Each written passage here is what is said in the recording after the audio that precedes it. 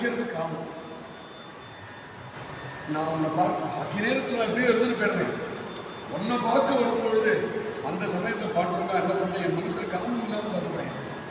நான் உன்னை பார்க்குற நேரம் பாக்கி நேரம் நான் நோக்கத்தை வளர்ந்துட்டு இருக்கும் பொழுது காமத்தோடு தான் இருந்தாலும் இல்லையா. யாரோட பேசணுன்னாலும் வேலை பண்ணாலும் கொஞ்சமாவது ஒரு காமம் இருந்தால் தான் ஒரு டிசைன் நடக்குது. இங்கேருந்து ஆஃபீஸ் போகணும், இங்கே போகணும்னு ஒரு காமம் தானே, சாப்பிடணும் அப்படிங்கிறது ஒரு காமம் தானே, அது வேறு வழி இல்லை. ஆனால் உன்னை பார்க்கும் பொழுது காமமே இல்லாமல் இருக்கணும். ஒரே ஒரு காமம் தான் இருக்கணும், உன்னை பார்க்கணுங்கிற காமம் இருக்கும். அது நல்ல காமம். அதை சொல்கிறார், காமே நேதி சித்த நேதி அவலோகம் முக்க. அப்படி உன்னை பார்த்து இருக்கும் பொழுது நீ மாத்திரம் வேணும், வேற எந்த காமமும் வேண்டாம் அப்படிங்கிற ஒரு மனோபுத்தி எனக்கு கூட பண்ணுறா. பகுபாட்டை துக்கம். அந்த காமத்தோடையே உன்னை பார்க்கறதுல நான் உன்னை பார்க்கறதுல எனக்கு தெரிகிறது. என் மனசில் பலவிதமான காமங்கள் ஓடிங்களுக்கு கண்ணு உன்னை பார்த்துட்டு இருக்கு. ஆனால் ஹிருதயம் முழுக்க உங்கள்கிட்ட வரல அப்படிங்கிறது எனக்கு நல்லா தெரியுது. எனக்கு தெரியாமல் இல்லை. நான் என்ன கேட்பேன், எனக்கு ரொம்ப துக்கமாக இருக்கு. இப்படி இருக்கேனே, என்ன தெரியறதுக்கு முன்னாடியோ, சத்சங்கம் கிடைக்கிறதுக்கு முன்னாடியோ, குருநாத்தால் கிடைக்கிறதுக்கு முன்னாடியோ நான் அப்படி இருந்தேன்னா சரி. எனக்கு ஒன்றும் தெரியாது. குருநாத்தால் கிடைச்சதுக்கு அப்புறமும், சத்சங்கம் கிடைச்சதுக்கு அப்புறமும், பண்டரிபுரம் கிடைச்சதுக்கு அப்புறமும், ஒன்றை பார்க்க கிடைச்சதுக்கு அப்புறமும் இப்படி நான் ஒரு காமத்தோடு உன்னை பார்க்குறேனே. நீ வேணுங்கிற காமம் இல்லாமல் மற்ற காமங்கள் சொல்லி உன்னை பார்த்துட்டு இருக்கேன். நான் சொல்கிறேன் பாண்டுரங்கா, எனக்கு ஹிருதயத்தில் பிழைத்து ரொம்ப அத்தனை துக்கமாக இருக்கு.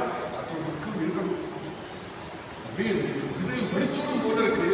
பகுபாட்டே துக்கம், ரொம்ப துக்கமாக இருக்கு. சுதோபாகிய ஹிருதயம். ஆனால் நான் இப்படி இருக்கேனே அப்படிங்கிறது தோஷம் நீ என்ன சொல்ல முடியாது. ஏன்னா நான் உன்னை பார்க்க வர நேரம், உன்னை பார்க்குற நேரம் இருக்கணும். பார்க்க நேரம் முழுக்க பிரபஞ்சத்தில் எல்லாரோடையும் வாழ்ந்து எல்லாரோடையும் பேசிட்டு பலவிதமான பிரச்சனைகள், பலவிதமான விவகாரங்கள் தான். லைஃபே பார்த்தா வியாபகாரிகமான ஒரு வாழ்க்கை தானே. பகவத் விஷயமாக ஈடுபடுறது கொஞ்சம் நேரம், பாக்கி நேரம்லாம் வியாபகாரிகமான வாழ்க்கை. இதுக்கு காரணம் நீதான். அதான் உன்னை முழு காமத்தோட உன்னை நான் மதிக்கலை, மற்ற காமங்களோட உன்னை பார்க்கறதுக்கு காரணம் நீதான்.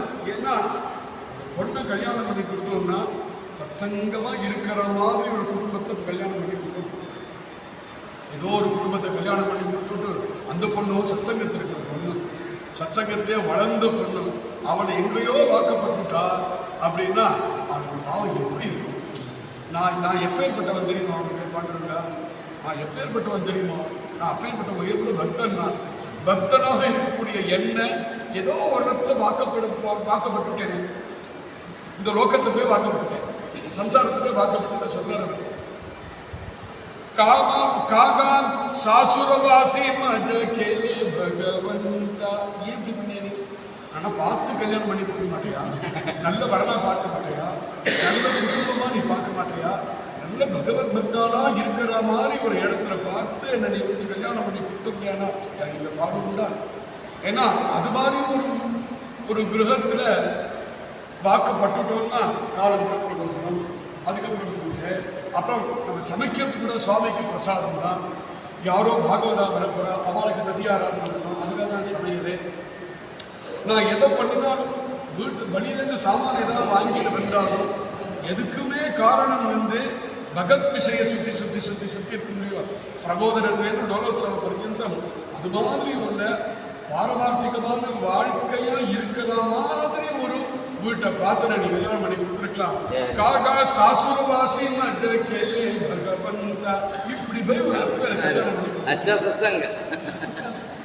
இப்படி போய் ஒரு இடத்துல போய் கல்யாணம் பண்ணி கொடுத்தீங்க. நல்ல இடமா பார்த்து கல்யாணம் பண்ணி கொடுக்க மாட்டியா? ஆப்புலியா சத்தா சுவாதீனதா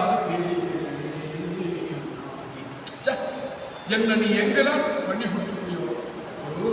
ஒரு ஸ்திரீக்கே எல்லாத்தோடையும் பெரிய சுகம் தன்னுடைய கணவன் நல்லா பார்த்துப்பார் அப்படிங்கிறது தான் முதல் எண்ணம். ஒரு ஸ்திரீக்கு சுகமாக இருக்கிறது கணவன் நல்லா பார்த்துப்பார். பார்த்துருந்த அவர் வந்து தான் டெசிஷன்ஸ் எடுத்து குடும்பத்தை நடத்துவார் அப்படிங்கிற தைரியம் அந்த பொங்கலாடி இருக்கணும். எல்லாருக்கும் சொந்த கேட்டுன்னு அப்படியும் போவார், இப்படியும் போவார், அப்படியும் செய்வார், இப்படி செய்வார்னா இவருக்கு பயமாக இருக்கு. இது எந்த பக்கம் எப்படி கமருவார் தெரியாது அப்படிங்கிற மனசுக்கு ஒரு பீதி வரும். அதனால கான்ஃபிடென்டா நிச்சயத்தோட தன்னிலத்தோட இருக்கக்கூடிய ஒரு புருஷன் இடத்துல வாக்கப்பட்டதுன்னா அவளுக்கு தைரியமா இருக்கும். இந்த சம்சாரமோ ஒரு நிச்சயம் கிடையாது. இது எங்க வேணா எப்படி வேணா திரும்பங்கிற மாதிரி இருக்கு இந்த சம்சாரம். நீ என்ன பண்ணிருக்க? ஆப்புலியா சத்தா, உன்னுடைய சத்தா உன்னுடைய ஆதிக்கத்தை ஒத்துக்கிற மாதிரியே இந்த சம்சாரம். சம்சாரம் என்ன நினைச்சுக்கிறது? தான் தான்